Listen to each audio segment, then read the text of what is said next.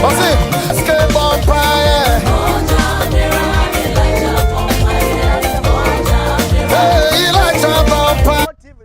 Channel 22, yeah, oh yeah, St. Edward, ne St. Augustine's. One the guitar box no. Now on the pay Facebook or live, YouTube so or live. Na sama mo akwaba no ma mo atena sa. De menyim no Coastal Television Community Connect. Community Connect. And yebu pay mo oya KAKOMDO. KAKOMDO. KAKOMAN nodo. KAKOMAN no sir. KAKOMAN nodo. It is ya KAKOMDO. KAKOMDO say oya ogwa cancer cancer. Wana say na ya ka ogwa cancer cancer. Ena nya oda wona no meche osaba ma doctor kwesato to de bien. Da ogwa oman no KAKOMDO ye jase nti ne jase hen one KAKOMDO hen enti na kofegba otodo anan ono na ya KAKOMDO hen na raso na ya jase dema oye ogwa traditional council na anepei se yebupa mu KAKOMDO na mrekan famo de KAKOMDO ye krowa nukwari wada kokodo na bible saka ikro wada kokodo onsuma o de di pefe bo biale hu enti KAKOMDO krono sifi oye ogwa na reba meche eduped junction de bia wo fita krade na reba aha ana finkran na reba mpochoteriye pa sifi nkran ana mankasim ana no mabo na reba ebushe eduped junction a traffic light also na fonsa right won say infa na a pass through oye pedu if you pay da ebudu next traffic light ebetra na ekudo abura etrabura ebebo we mere baraba West Girls High School medase baby a West Girls High School si on KAKOMDO nti KAKOMDO ada KAKOMDO butum de tu no ho KAKOMDO butum da ya mama yasam KAKOMDO butum da ya ayesam nde West Girls High School the whole Ghana ya kamesafu school a agidiri ye papa on West Girls High School nti KAKOMDO odu tu no de ampa se West Girls High School ha no nam KAKOMDO nti na wonya oye West Girls High School na ebodu KAKOMDO wo asebofo bebre wonye abra wonye ne gbase wonye ebubonko wonye wo gbase wonye esechi wonye wo gbase wonye akwatache wonye wo gbase enata ebaka na KAKOMDO wo bia nukwani wo nche wonkra ofane de yinya natural resource a oduma nkwa yankopon da dom ho na KAKOMDO wo bi ebe na ade na KAKOMDO butum de tu woro ho oye kakum insu ana kakum esetenen ono na KAKOMDO fo wo tu wo pa apart from West Girls High School a ye bakare o ma KAKOMDO nizin okosoro pa no kakum insu no so oye da onamdo ma KAKOMDO ikro na nkasa obobo ade dem mpeyimfo wada ya abakwasam akan ntabusia senda yebupa mu KAKOMDO merkan fa mode fitibiri kesibra yedi dwumetiri bebe wi kura no nsema yebate nkoma yebeti za yebaka wasem ni na no ofi oya KAKOMDO kura yim etimesawara bamaten na fawu nuanu ka kire ho de Coastal Television Community Connect ende yewo oya KAKOMDO na bia anepe ya bosai one KAKOMDO bebia enchankanan na Sona filling station owo no opposite pepepe inde sepe abobo ya papa abobo ya pa a ojene nado ato wo the whole Cape Coast even Central Region yenye kaso film na mum Central Region pa epe abobo ya ato a gide KAKOMDO Cape Coast KAKOMDO no opposite pepepe baby water prepaid na yim hape na ne pay ya boso ya yenye obedi nkomo oba ya oye fast food nentawa internet pay ba me bidi nya problem me bonu nya problem o sande yana ma minara oti boni mahinin anepe wa hye breakfast o sebre no mo ti papa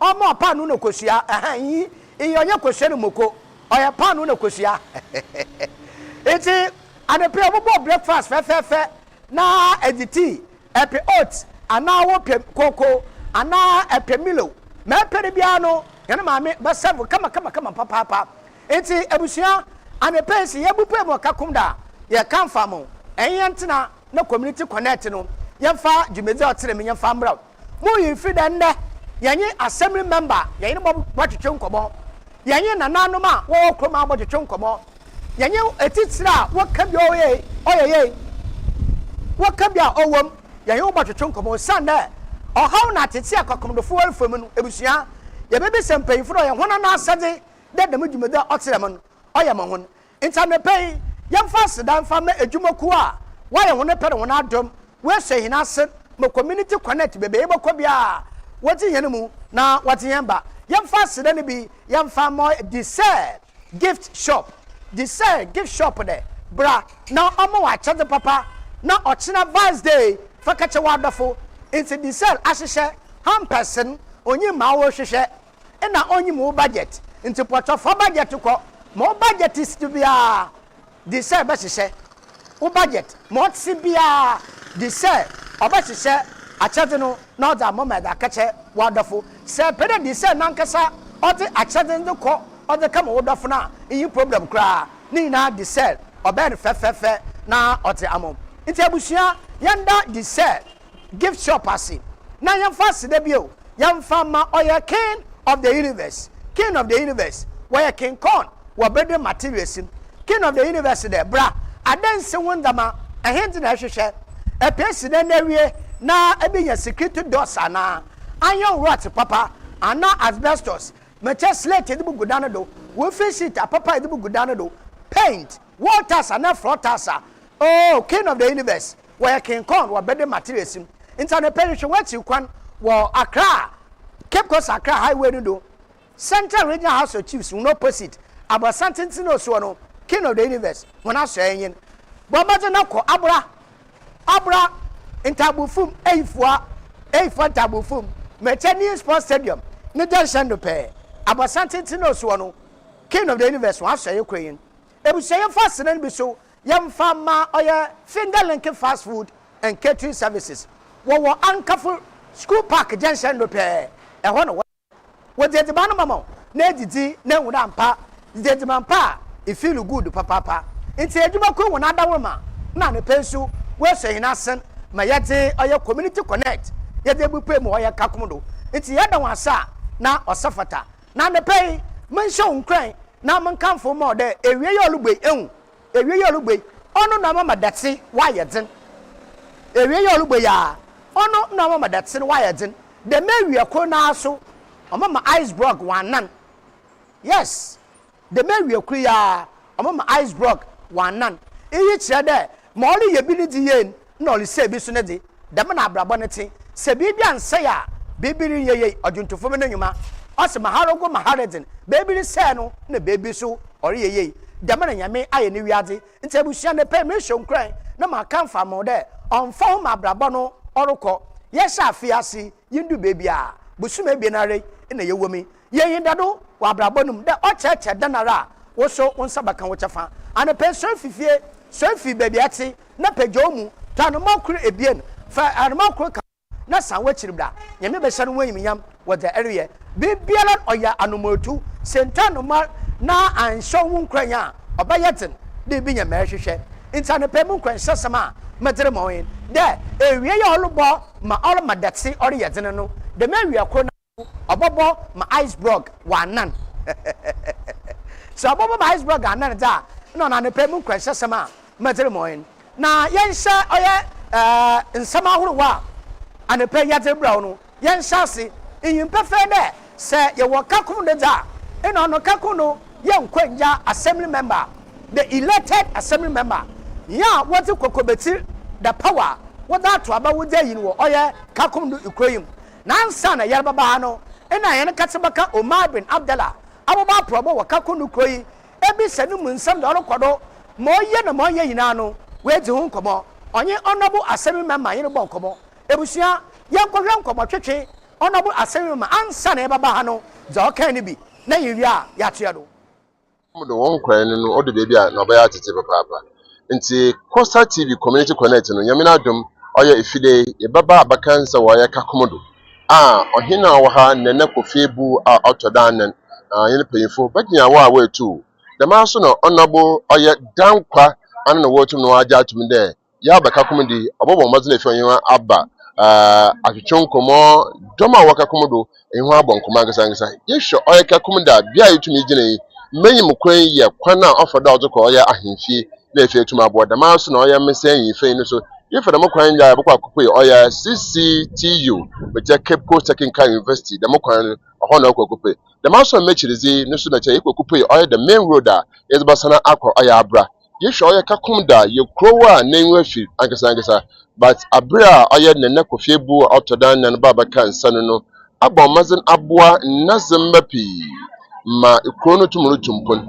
akonya awo menyim ya tumazo kosiri ya kwana nkano na chere onda akra na abra he na kofie bu baba kan sanu ana da makwana nyina atum na ada kwana wotum afada wotum ahise aye mbaba akoro wo ya kwano dan sane kokuda ahifie no eye kire aye sonkokura yehwe aye menyin fi nso a ya bia wasi aye mpanyinfa wo sha se wo yekum ha sene se na kofie bu asise otomotie gore da na che na kofie bu ozikan otode bien otode baasa na asise yenya aye foforo so anu so otomo otene gore do iya abakosama ya baka KAKOMDO seyin mpanyinfi hia abo mazana efi etuma abo the Costa TV oye community connect ye sha se wo ye pedu ngobado no ekwaku wi wo ya abra asim kwantado ifi abra asim kwantado ekwa adisada na ye tibuda akon ye kwakiti dwumadi wo ye fo ya akọ aya antem nti ende ye oye KAKOMDO oye hune bia oye mimin efiri o hene yimi anaponi nsia odekọ oye ya bedrebien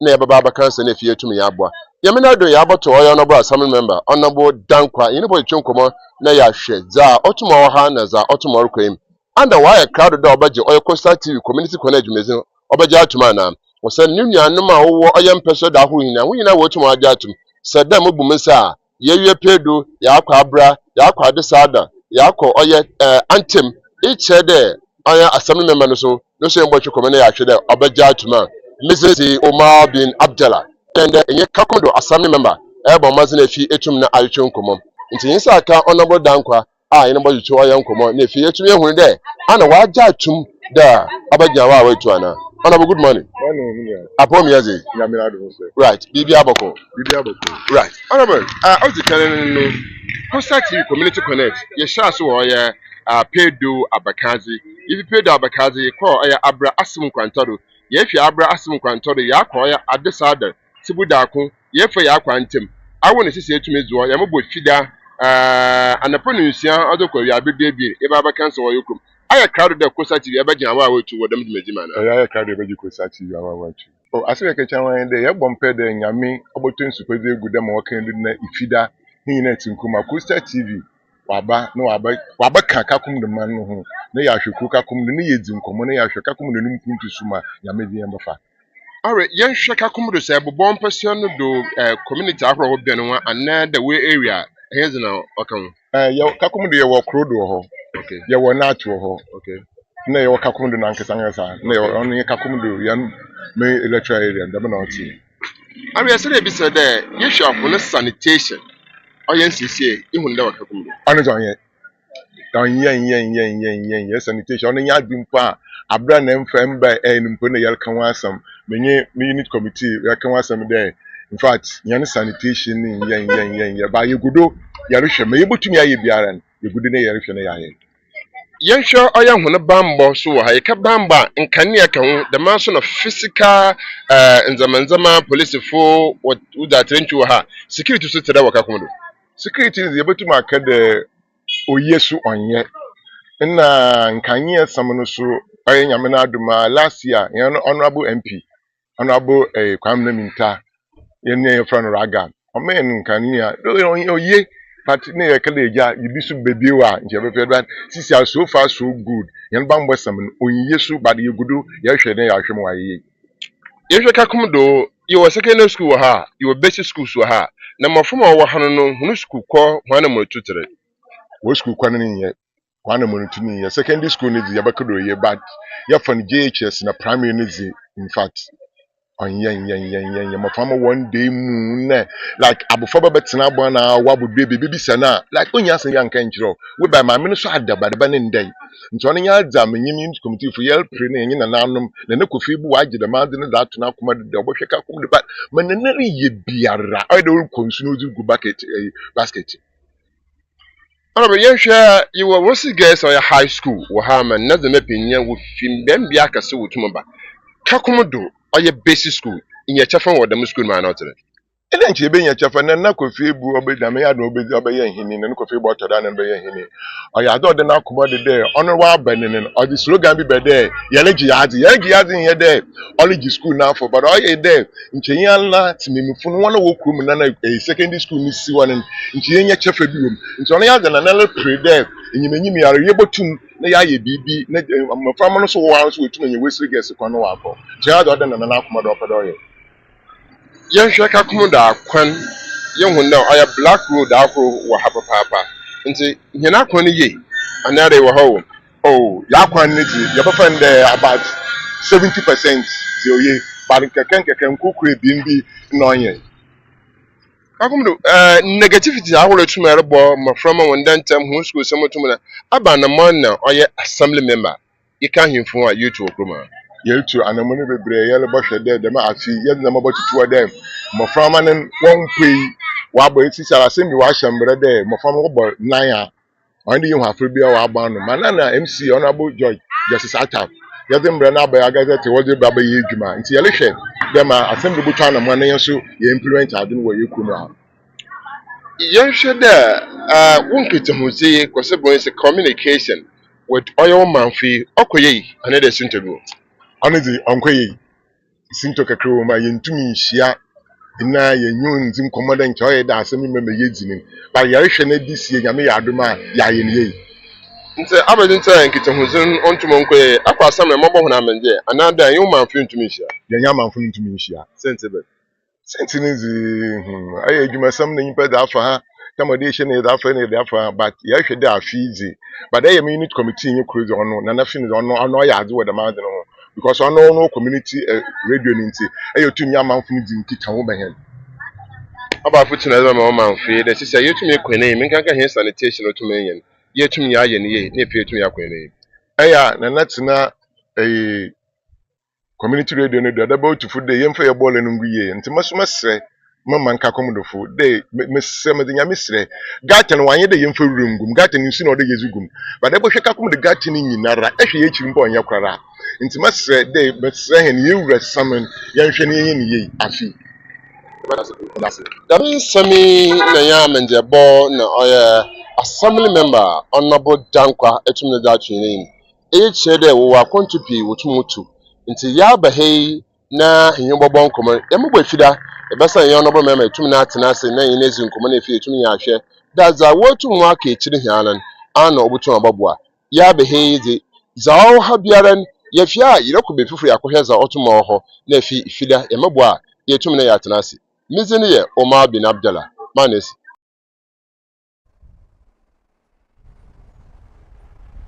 It is elected assembly member. Nya wa be yin bon komon.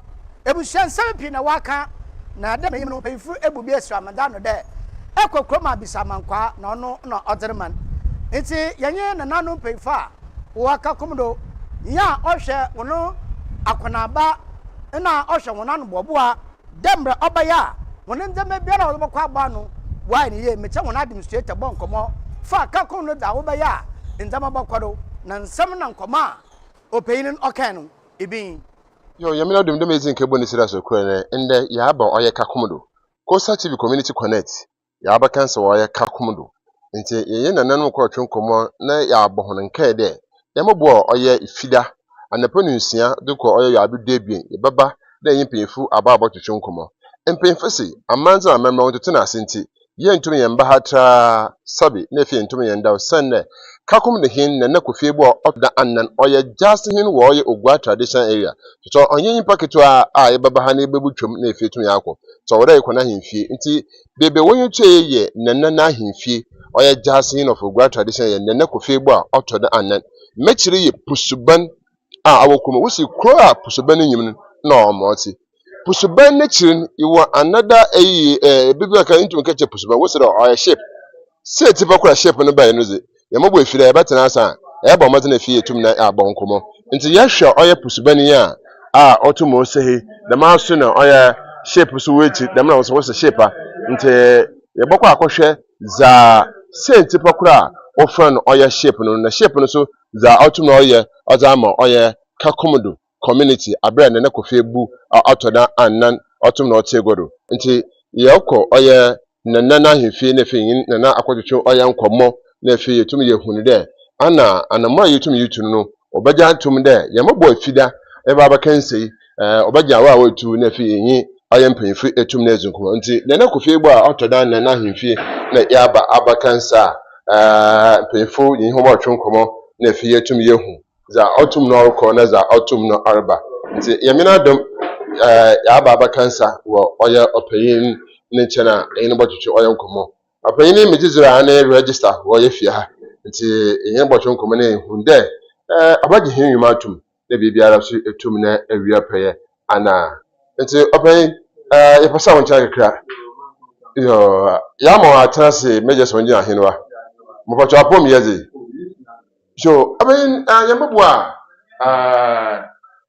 if you there away him yara and the pronuncia of the Korea big day Costa TV community connect ye baba tina KAKOMDO kroma ha nya hemfu yin mpanyinfo ituma atwonkomo na ya hwekro esinta awom na za no so owo him yim ebutun ya abohobe ansa no dan agi hawa wetu anande iboko asa Nigeria yo mankuma sampa an oyana motupa anna Costa TV wotu na wati say echuke mumpo na ba tada ayewo anti won so won pede wo bogu na nanuma wo kakunu no onyi ikrowura obobu ne ntia no ode wode dam kasa ote dam wode boboto na nanum no onyi krowura anti no megina na no kote bo to dan nan na nanum no onyi na nanum monanem yi wakaye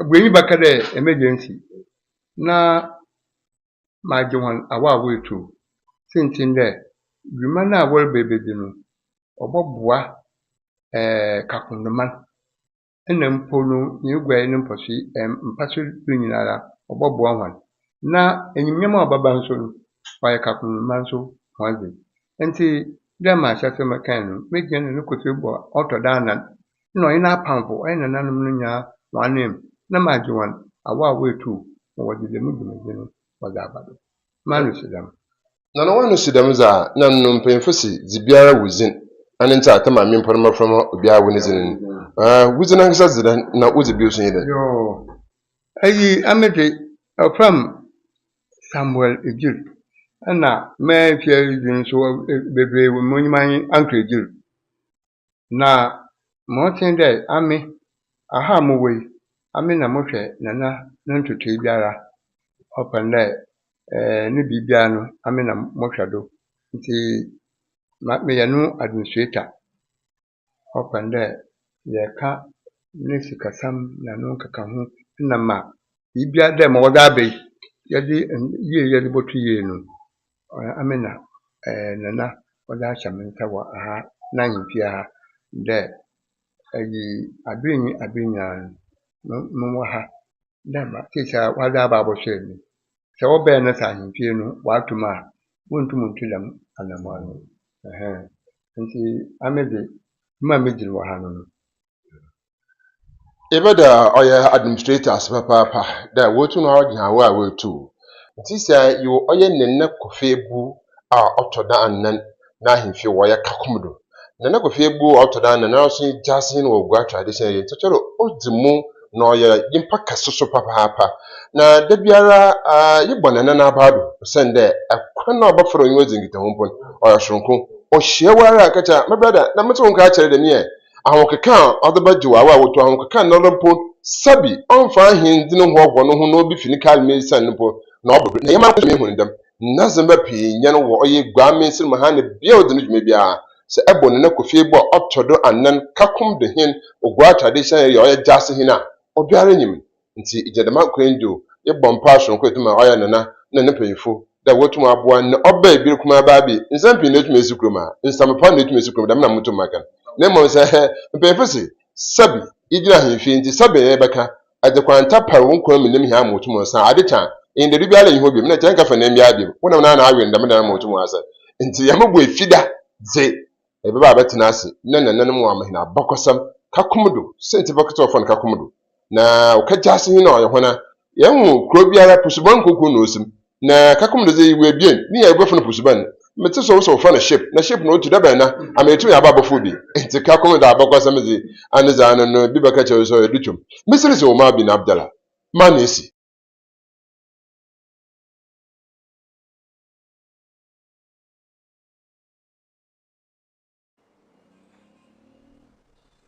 ete emsafo dam na hinya bema Omar bin Abdallah oboya aprabo wa KAKOMDO ansa na nafide yeribu pemu ha za okro donyin na yenyin pefe de KAKOMDO ikrowun wana dawroma na Wesley Girls High School dudu na fed wegehe obobade na Wesley Girls High School ye school a agizin papa wo oman Ghana ha yemi yadum ochina wati one speech and prize giving day shadow in Sunday Sibu Pemo school na say ya why you beja ni na ya afidida sonkwa obokwado na onna wonama afidida no do why en cheche da man ketesiamba wesido de sa woma sasiri suade na wore yambo de embibi baba na wonso be ya busua bosomo man Ghana de ohie da wode wonan ber na oboshe ende technology olo kwadon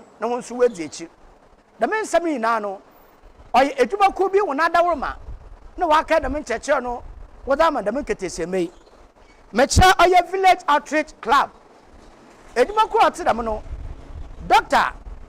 Esel ono no nyina pampamfo na wukiti da mudwuma no wadi madam ketesemei na branch cheche no kwa wiei no yan Dr. Esel bisan yan no bonkomo na bo nchem che senti potia onam de ma woye de me cheche no wode ma de me keteseman yete nsema Dr. Kanibi sort of responsibility roles we are supposed to play as stakeholders and community etc. Yerike kwaya hora yebafano na ye Kenya oye technological ideas awon ofrano omu nyama kitikiti po ayaya oya na yembindo e technology efiri America se family oye obi no odwene ho na yetum yeye it is an aspect of technology even say you are cooking say you need to buy now you use a different approach it's also a form of technology na me want to go be yesha say no oye you be blindfold you want that you can jack where are you na eka mofrano when you are but this is the foundation of programming. Inti se one there, metu makachi obi there, for hade, for left, for right, ana there, koto, ana nanto, ne tumunya, botaita, eche nyipane there onye no na. It is the same thing. Here the program robots. Inti we have the programmer and then the robot itself. Inti at a point you know who there, one young they were able to achieve the objective. In fact, all of them were able to achieve. That is the basis. Make sure one day we the foundation for robotics. It is what can robotics and what can programming and I find the scratch and I be the man. Only people you who or the everyday things that we do, but then they that to in a logical sequence. Indeed, that's all we are talking about. And I hear can so there or there Nancy artificial intelligence abbey on see there abuse in the use. Say more JHS, maybe American minutes be na mentasa. Mutu makache AI there, ima. Say my sit there, maybe say obi over class 1 and now class 2 I say. Na mam fatu ho bebre. Dem no otu bue mo fama no mo addition. Bibi today artificial intelligence oyada Boyibeka it has come to stay. But then we should be able to use it and use it well. Iti dem man kitikiti na ye mo besuan. Oyada all there you yɛtum bue ma foforɔ wɔ mu na ɔrekɔ no wɔ the technological space na yɛtum yɛafa ho da aboa ɔman no na ɔman no atum wɔahu dɛ technology no nyɛ ade huhuhu kɛse biara na nneɛma a ɔsi wɔ Silicon Valley ɔhyɛ ase wɔ ne nketenkete mu so we don't have to despise the little things ɔyɛ one getting them interested in it now when they become interested in it adem a mɛkae no me could be our from Bountiful Technologies. We are one technical officer. Now every year we are in Mofano Texas. We take part in competitions. That's Vex Robotics competition. Ghana Mofama Woko. Most of the time, you win a lot of medals, and these things will translate into one career path, and we'll have a lot of people in the digital space. I will figure Ghana. So you to export them again for other countries. It has an economic value on us as a country.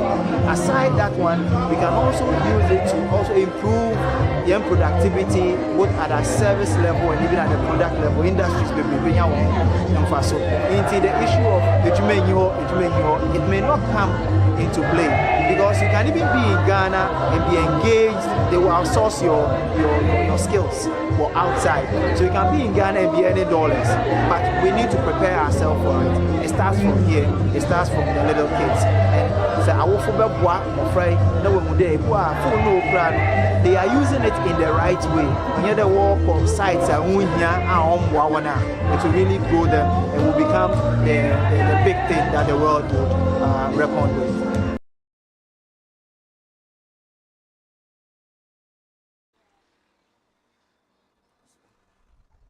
It's a Damana Oye Dr. Esela Oda Village Outreach Club no Ntetia Odama Adishafon ma Okradin. Damen Titi Kuya Wakaya bi Dama Dama Adishafon wa Oye UCC one library. There Imbra in the technology abefu computer yabe da Obabwa Menkete Maso where to Maja one another no what to be a Jumano. What the men church be a couple or ye UCC ni naran or ye Western Girls High School one afidi the nindi no way the men church what the moment yakwashe in church na kwana what for the way between this and the one in front of you that this is small and the one in front of you is what? Big. Perfect. And this one has another feature. With this one you can program it, or in other words you can write instructions to it.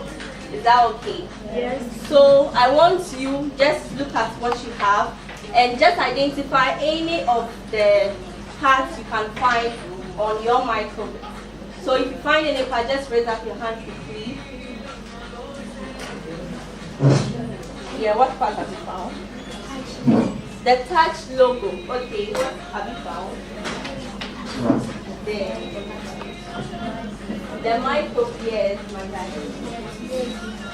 The USB cord. Okay, here, this room. What have you identified from here? The button. Okay. The touch logo. Okay. So I'm going to show the other part of it. Those who have not said some. Identify. Turn the back of your microbit. And look for, just identify one part. The battery socket, the speaker, reset battery, radio antenna, the battery socket. You guys have been mentioned here. The speaker, someone has mentioned that. Oh, please, am I the only one seeing? Yeah, the processor and then the temperature sensor. And what else? Level, I think two things you don't mention.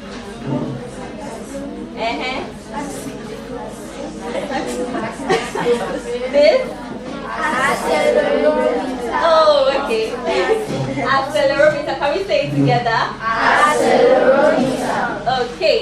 And then we have the compass and the magnetometer. Good. So all these parts come together to make this a computer. Okay.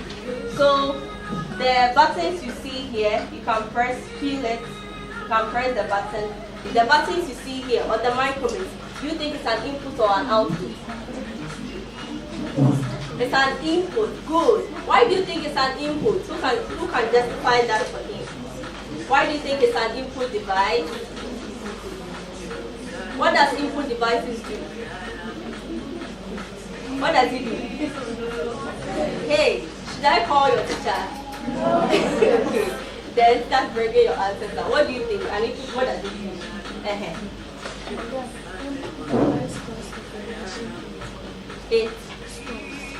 It's called, not exactly. It does something. Yes, but you try to think. Input? No, not exactly. It sends information to your brain. Yeah, give it up for her. You people are very connected to the internet, but it's important that you know how the internet works, and then most importantly, you use it responsibly. So that's the point of the training.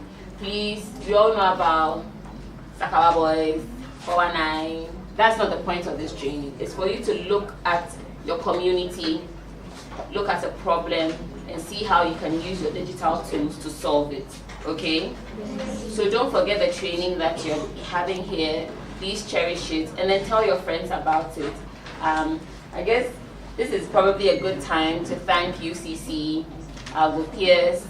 We have some treats for you, so please study hard. I'll tell Miss Cheryl to be looking at the people that are not paying attention. If you don't pay attention, no treats. I want to also thank our sponsors, Nutri Snacks, Piva Beverages, UCC, Prof, and his team. Please enjoy yourselves. Miss Cheryl and the other committee members will be here. Ask about what you need to ask. Be curious, be bold. Don't be afraid to think outside the box, okay? We were once like you many, many years ago. Yeah, I said I'm 25, so not too long ago. So don't be afraid. The world is yours to conquer. This is your time, okay? We wish you all the best. Just to add that, just as Nadithia said, I think I've seen the interaction from students. You guys have interacted so well. And like she said, you guys are not, you are fearless. We were telling your teachers at the back there that we're so impressed. One, the teacher asked about what sensors are, and somebody answered it so beautifully. She asked about what, 3 types of sensors.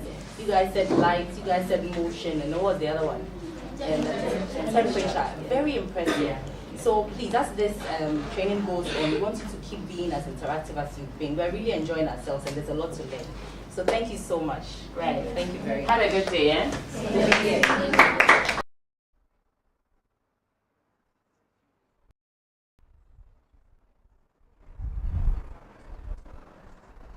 Nkyɛkyerɛ n'akyi no ebusuafo wɔde akyɛdze mapa the bra ɔyɛ KAKOMDO basic school dɛ sɛ nyɛ KAKOMDO kuro no a nkyɛ Western Girls High School nyi hɔ ɔnam KAKOMDO kuro no wɔn adaworo ma ɛna mboaeɛ a wɔdze boae wɔda membrɛ no mpanyinfo nananom ɛna ɔnye matress asɔr wɔyɛ koro bom na wɔdze asase mman no ɔno na ndɛ yehu mbrɛ yehu Western Girls High School mpɛmpɛndo a wedu eyenti sɛ wɔdze akyɛdze bi kama KAKOMDO school a na ɔsafata papapare wɔdze dɛm akyɛdze a ɔte dɛm no wɔdze kama ɔyɛ KAKOMDO school ma ne nyinaa n'akyi no yɛnye 2004 wɔn a dɛm bi wɔwie school àwọn nso kuya na afidi dei osi wɔn srɛ do yɛnye wɔbɔ nkɔmɔ na ebisɛ central party a ɔnam do medwumadi a ɔte dɛm wɔdze bɔbɔ adze Western Girls High School weedzafe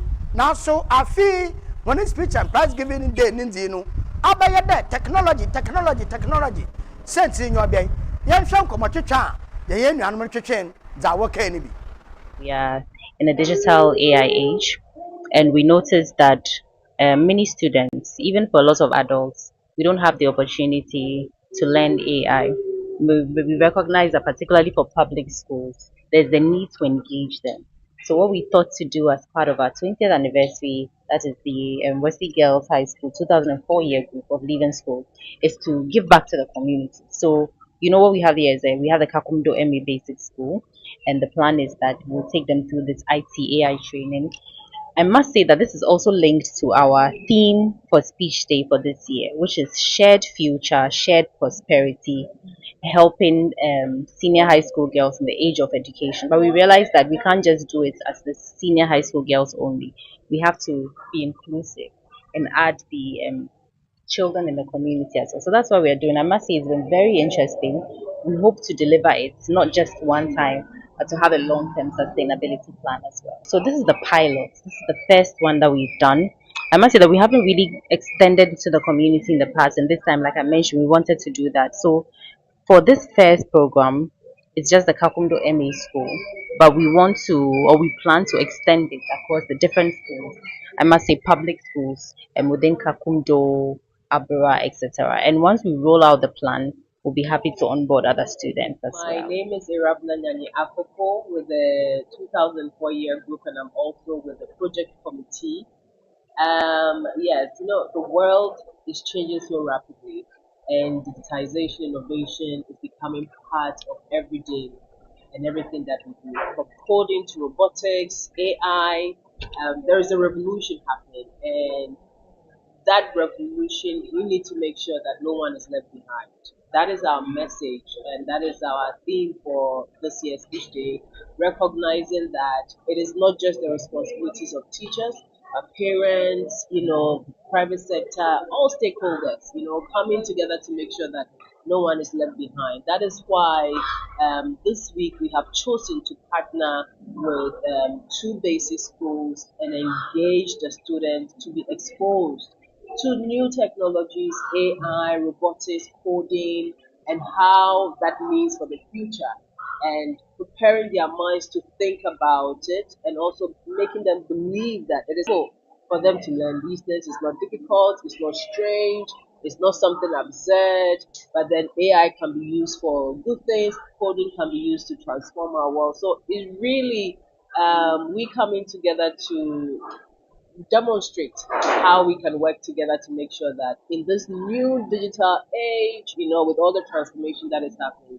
no one is left behind. Getting there. So for us, this is a call to action, calling on all stakeholders, government, our Ministry of Education, private sector, NGO, development partners, to support the capacity building, the training, and getting our young people ready for tomorrow. And yes, we cannot do it all. This is what we can do, but we are encouraging all to come on board to do more.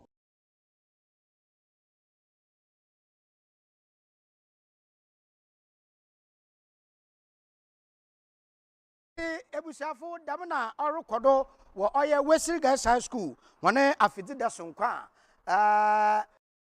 yame na dawo odi school nu pempendo odi wona egbodu na wona chate wodi botum oye KAKOMDO school na osafata pa na anepe bibi sede ana Wesley Girls High School achade bebebi anada za KAKOMDO school wa KAKOMDO kronu wa ya mahuni iyala ebe ne change sa oda waye ma obodo ebusia do waye ma obodo ana waye ma obodo me nda ye wombra na yeba yenye na nanoma wo KAKOMDO bodwetwe nkomo na yebisada orokodo KAKOMDO kronum ena mpo fitibra woda asase woda mamatere sasor wo Wesley Girls High School no mbo ben na asoron ena in school no waye woda ma oye KAKOMDO kronum ye na ye wombra yeba ye bodwetwe nkomo.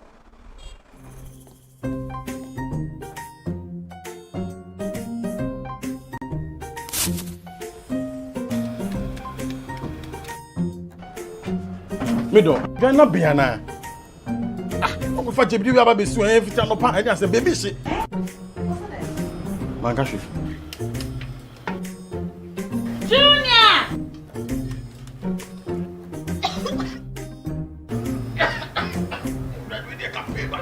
I'm saying so enough for maybe the Sister Cospa, it's a winning gas. I'm using the why. Why?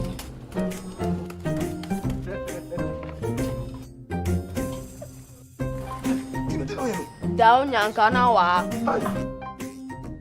Sister Cos. Use gas. Gas ye fast, ye easy, ye convenient. LPG, let me see your hand.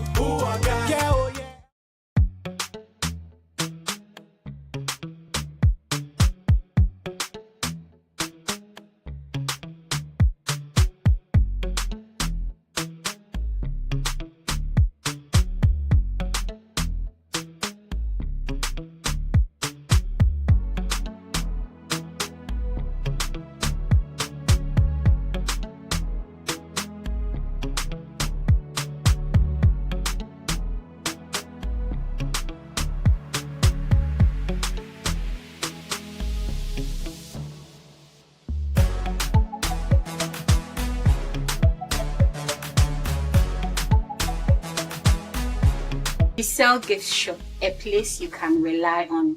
You call on us and we'll deliver. Thank you.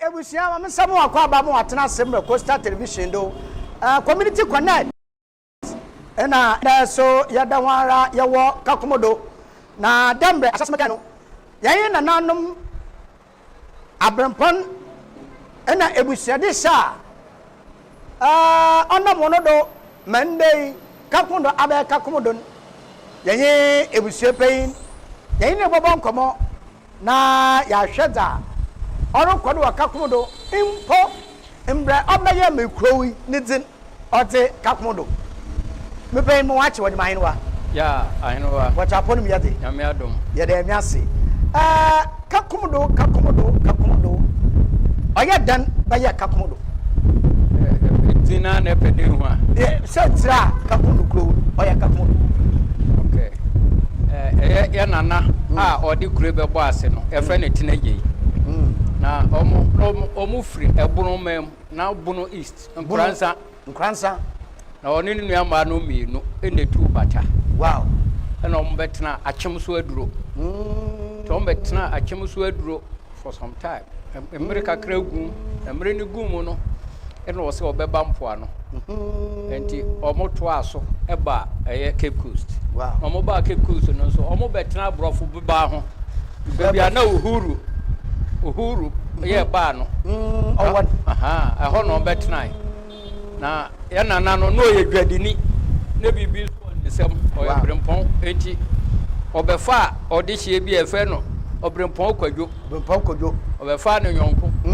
to ono no na edi ensawoso o wadwadiem emrepi eno kire ni se opese on se ebunu fo so de omo ye ekuafo enti ope bebi asase wo yes na ma ne kwai se wo hwehwe e bebi obenya na ono apɛ no obombe na mane ntie nana no obai na emse na omo no so nti no na ope bebi a ɛhɔ ye kokɔ so ama obi ba atamfo bi ba omo hu omo ntem eti na omo betena ha na obetena ha no ne mfra ha kakomodo e fra ha brempon kwadwe ekrofo do brempon kwadwo ekrofo do o de to brempon kwadwo na o ma ne baby tina e no krofo for do ekrofo o ka de ekrofo a e village yes eti na ekrofo a brempon kwadwo na ekrofo eti obetena ha for some time na kakom so ha that times kakom of flada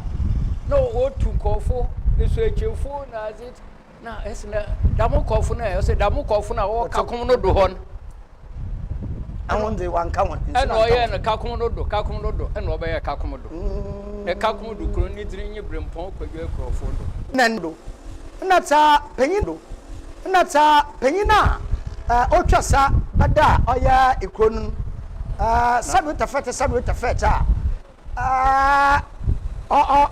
ma ni yimiti na nadwene ni yansar kwasor kakra sentini de se wan kokokoda ntendei insu asa nebusha santen ntendei insu eguko no kra na insu fankofo wona wo ka wona sense wode na wona tibiate den ya sense de yesebo sebo ni ya sense eti se yadreba oye nyane nhwehwem ahorowa abakwasam mayatase wo oye ogwatadise kansra yim de kakondo oye jase dema ogwatadise kansra obeye dan beye enam ya nana mebo ni dinchi nana tinagei na ho kekanti tinagei